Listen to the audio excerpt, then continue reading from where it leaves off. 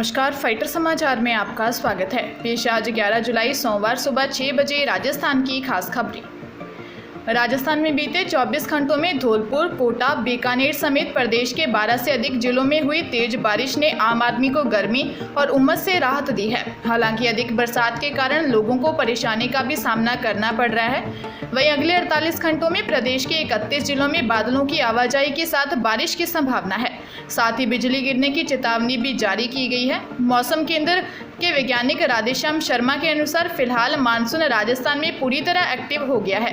ऐसे में अगले 48 घंटों तक प्रदेश के अधिकतर जिलों में बारिश का दौर जारी रहेगा, जिससे उमस भरी गर्मी से प्रदेश के लोगों को निजात मिलेगी। वहीं तापमान में भी 2 से 5 डिग्री सेल्सियस तक की गिरावट आने की संभावना है।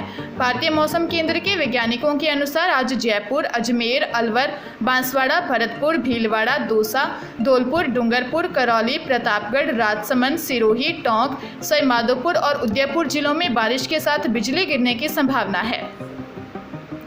जयपुर में पति पत्नी की एडिट न्यूड फोटो से ब्लैकमेलिंग का मामला सामने आया है। रुपयों की डिमांड पूरी नहीं करने पर न्यूड फोटोज को सोशल मीडिया पर वायरल कर दिया। पीड़ित की शिकायत पर मालपुरा थाने में पीड़ित ने मामला दर्ज करवाया है। पुलिस ने आईटी एक्ट के तहत प्रकरण दर्ज कर जांच शुरू कर दी है।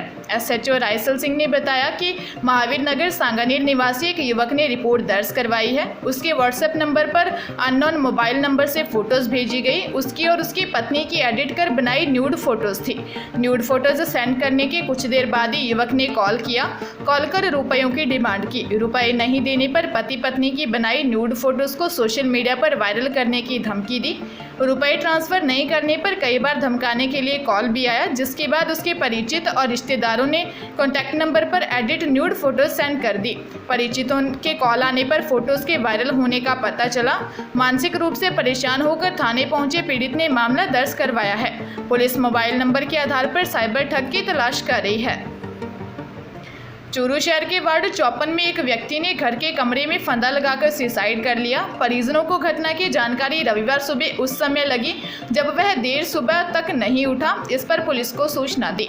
पुलिस ने दरवाजे को खोला तो वह कमरे में पंखे के हुक से लटका हुआ था। परिवार के लोगों की सहायता से पुलिस ने शव को राजकीय डीबी अस्पताल की मोर्चरी में रखवाया है। कोतवाली पुलिस थाने के सीआई सतीश कुमार यादव ने बताया कि वार्ड 54 निवासी राकेश सुथार ने रिपोर्ट दी कि उसका भाई सुनील सुथार रोजाना शराब पीने का आदी था।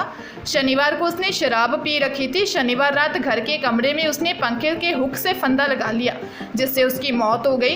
रविवार सुबह देर तक नहीं उठने पर परिवार के लोगों ने कमरे का दरवाजा खटखटाया, मगर कमरा अंदर से बंद था। तब मौके पर पुलिस ने पहुंचकर शव नीचे उतारकर मोर्चरी में रखवाया। पुलिस ने राकेश सुथार की रिपोर्ट पर शव का पोस्टमार्टम कर सुपुर्द कर दिया। मृतक सुनील सुथार के 4 बेटियां हैं।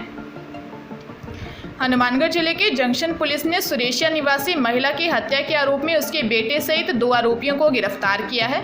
आरोपी बेटे ने अपने ही दोस्त के साथ मिलकर मां को नहर में धक्का देकर मारने की वारदात कबूल की है।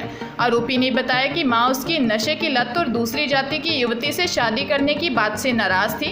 पुलिस ने आरोपियों को कोर्ट में पेश किया, जहां से दोनों को जेल भेज दिया गया है। जांच अधिकारी SC/ST CO प्रहलाद राय ने बताया कि 4 जुलाई को सुरेशिया निवासी राज सिंह ने मामला दर्ज करवाया था। रिपोर्ट में बताया था कि ट्रक ड्राइवर होने के कारण वह कई दिनों तक घर से बाहर रहता है। वह 13 जून को ट्रक लेकर घर से रवाना हुआ। 15 जून को पत्नी जसविंदर कौर से फोन पर संपर्क करना चाहा, लेकिन बात नहीं हुई।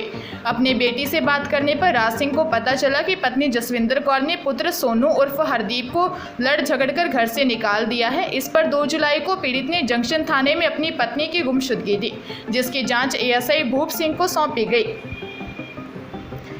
अजमेर के कृष्णगंज थाना पुलिस ने RPSC असिस्टेंट स्टैटिस्टिक्स ऑफिसर के पद पर आयोजित एग्जाम देने पहुंचे फर्जी कैंडिडेट को पुलिस ने गिरफ्तार कर लिया। आरोपी द्वारा अपने दोस्त से परीक्षा देने के लिए 2 लाख रुपए मांगे गए थे, जिसके बाद वह अपने दोस्त की जगह पर एग्जाम देने पहुंचा, लेकिन एग्जाम सेंटर पर ID मैच नहीं होने पर वह पकड़ा गया। पुलिस आरोपी को रिमांड पर लेकर पूछताछ में जुटी है।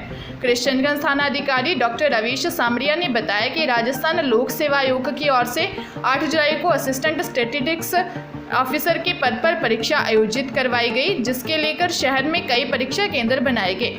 वैशाली नगर स्थित HKM स्कूल परीक्षा केंद्र पर जिला जालोर के रहने वाले ठाकराराम पुत्र माफाराम कैंडिडेट की जगह उसका दोस्त जालोर निवासी जालाराम पुत्र भारूराम पहुंच गया। हालांकि परीक्षा केंद्र पर मौजूद अधिकारियों द्वारा ID मैच नहीं होने पर उसे पकड़ लिया गया, जिसकी सूचना कृष्णगंज थाना पुलिस को दी गई। पुलिस ने HKH स्कूल के प्रधानाचार्य शुद्धि मधु गोयल की रिपोर्ट पर मुकदमा दर्ज किया और आरोपी फर्जी कैंडिडेट जालोर निवासी जालाराम पुत्र भारूराम को गिरफ्तार कर लिया। पुलिस आरोपी की रिमांड लेकर पूछताछ में जुटी है। खमेरा थाना क्षेत्र में छतरीपाड़ा के समीप होकर गुजरते NH 56 पर देर रात एक कार को सामने से आ रही ट्रॉले ने चपेट में ले लिया। ट्रॉला कार को करीब 50 फीट तक उल्टी दिशा में घसीटता हुआ ले गया। बाद में कार हाईवे के किनारे 5 फीट गहरी खाई में गिरी, जहां कार सवार दंपति की मौत हो गई। धमाके के बीच समीपवर्ती लोग दहशत में आ गए। लोगों ने बाहर आकर मौका देखा और बिना देर लगाए सूचना थाने को दी। साथ ही लोगों ने तत्परता दिखाते हुए कार में फंसे मंदसौर निवासी हिमांशु शर्मा, पत्नी दीपिका शर्मा व 16 साल की बेटी वेदिका और 7 वर्षीय दृष्टि को बाहर निकाला। दुर्घटना में दीपिका कार के बोनट में बुरी तरह से फंस गई, जिसे मशक्कत के बाद पुलिस और लोगों ने बाहर निकाला, जिसने मौके पर ही दम तोड़ दिया। वहीं घायल हिमांशु को रोगी वाहन से जिला अस्पताल भिजवाया गया, जहां बीच रास्ते में उसकी भी मौत हो गई। गंभीर घायल बच्चियों का जिला अस्पताल में उपचार चल रहा है। श्री माधोपुर में जयपुर CBI की टीम ने रेलवे के TRD विद्युतीकरण डिपो में ट्रैप की कार्रवाई की है। CBI ने असिस्टेंट और टेक्नीशियन के 25,000 रुपये की रिश्वत लेते दबोचा है। मामले में एक तीसरे शख्स को भी डिटेन किया है, जिसकी भूमिका की CBI जांच कर रही है। CBI अधिकारियों के मुताबिक पकड़े गए आरोपी कोटा के मांडलगढ़ के TRD के असिस्टेंट शशि प्रकाश बिजली कर्मी पवन कुमार मीना से म्यूचुअल ट्रांसफर की एवज में 1.20 लाख रुपए की मांग कर रहे थे। मामले में पीड़ित पवन ने इसकी शिकायत CBI ऑफिस जयपुर में की। CBI टीम ने इसका सत्यापन करते हुए जाल बिछाया और TRD डिपो श्री माधोपुर में कार्यरत असिस्टेंट शशि प्रकाश और टेक्नीशियन सुनील कुमार कुमावत को 25,000 की रिश्वत लेते रंगे हाथों पकड़ लिया। मौके पर मौजूद तीसरे युवक को भी हिरासत में ले लिया गया है। अलवर के थानागाजी कस्बे में प्रतापगढ़ रोड पर मशीनरी व्यापारी के घर में चोर अलमारी में रखे 30 लाख रुपए कैश चोरी कर ले गए। चोर दिन में सुबह करीब 11:30 बजे घर में घुसे। व्यापारी 2:30 बजे घर आया तो ताले टूटे मिले। अलमारी में कैश पूरा गायब था।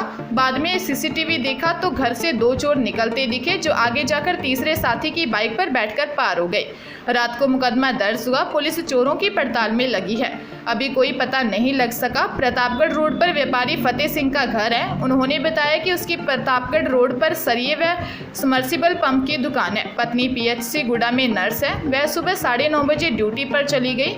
खुद उसके आने के पहले दुकान पर आ गया था। दिन में ही करीब 11:30 बजे चोर उसके घर में घुस गए, ताला तोड़कर अंदर गए। घर में अलमारियों के लॉक तोड़कर 30 लाख रुपए लेकर 2 बजे के आसपास पार हो गए।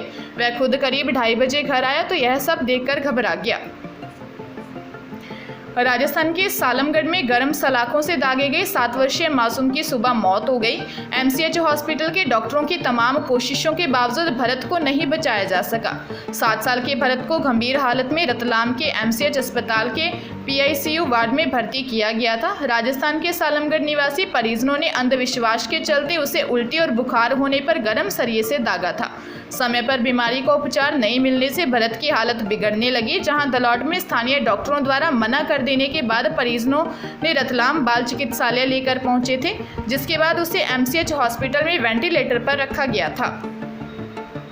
सीकर में तंत्र विद्या से इलाज के नाम पर घर में घुसकर 2 नाबालिग बहनों का रेप करने के मामले में दादिया पुलिस ने एक आरोपी को गिरफ्तार किया है।